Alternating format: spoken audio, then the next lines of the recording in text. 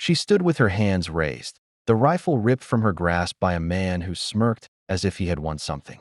Dust swirled around their boots, hot and dry, as though the earth itself held its breath. "You don't need this," he sneered, tossing her weapon into the dirt behind him. Around them, for more men closed in, their faces carrying the same arrogance, the same certainty that she was powerless now. But her eyes didn't flinch. Her silence was sharper than any blade. Her name was Lena Hayes. To most of the crowd watching, she was just a woman in a faded uniform, sleeves rolled to reveal the scars that climbed her arms like old rivers. But those scars told stories they would never hear. Stories of sandstorms that burned her lungs, of nights where she clutched a photograph of her younger brother, the boy she couldn't save. She had come home with a chest full of medals, and yet, here, she was treated like she had brought nothing back at all. 3 months earlier, Lena had left the service after 12 relentless years.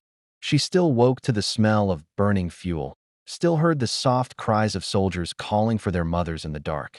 Her body ached from the weight she had carried, but it was her heart that bore the heaviest load.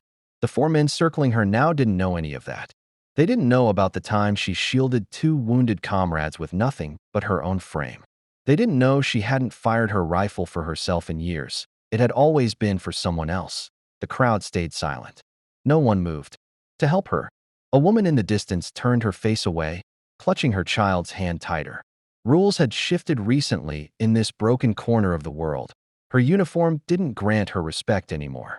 To them, she was just another veteran out of place. "Look at her," one of the men said, circling like a vulture. "Without that rifle, she's nothing." Lena lowered her hands slowly, her palms open, unthreatening. Inside, she felt the same steady rhythm she used to feel before everything went wrong, the calm before the storm. Her voice didn't rise, her face didn't twist with anger. She only whispered to herself, "I don't need a weapon to stand my ground." There was a rock half buried in the dust near her heel. Her boot shifted, almost casually, pressing against it. The men didn't notice. She wasn't afraid. Fear had burned out of her years ago. All that remained was instinct, the kind that never forgets. Then it happened so fast the onlookers couldn't even breathe. Lena moved like water, like memory itself. The first man lunged, and she pivoted, using his own weight to send him crashing to the ground. The second swung wildly, but she caught his arm, twisted, and he folded like paper. The third and fourth barely had time to react. One met her elbow. The other tasted the dust as she swept his legs from beneath him. 4 men. 1 minute. Not a single wasted motion. When she stood upright again, her chest rose and fell in perfect rhythm. Her rifle still lay in the dirt behind her, untouched. She looked at it, then looked back at the men groaning on the ground. Her voice carried softly, but it cut deeper than any weapon.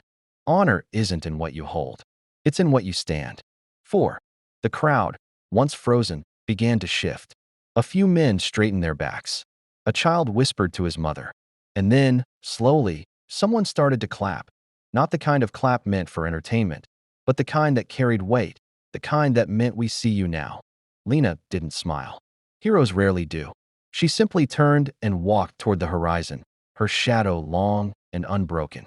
Behind her, the sound of clapping grew louder, rolling like distant thunder, until even the silent bystanders joined in. Strength, she had once told her brother, isn't about taking power. It's about refusing to let the world take yours. As her figure faded into the heat-hazed distance, that truth lingered, pressing itself into the hearts of those who had watched her stand alone. And maybe, just maybe, they would never look at silent strength the same way again. If stories like this remind you that real power often speaks the quietest, share your thoughts below. Where are you watching from? And if you believe silent heroes deserve to be heard, subscribe for more stories that honor their strength.